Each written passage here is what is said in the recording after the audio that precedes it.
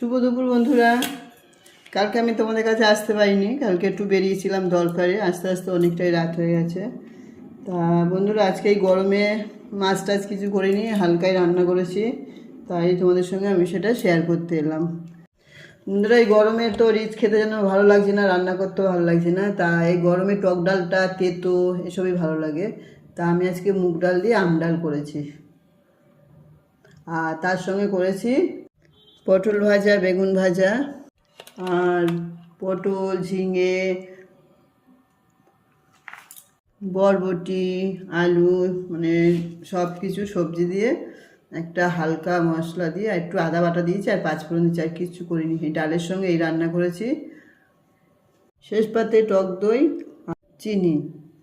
চিনি এই গরমে না মিষ্টি খাচ্ছি না। তাহলে বন্ধু, তোমরা সবাই গরমে সাবধানে থেকো, বারে বারে বলছি। সবাই সবার খেয়াল রেখো, বাড়ির লোকেরও খেয়াল রেখো, আশেপাশের লোকেরও খেয়াল রেখো। টাটা, আবার পরে দেখা হবে।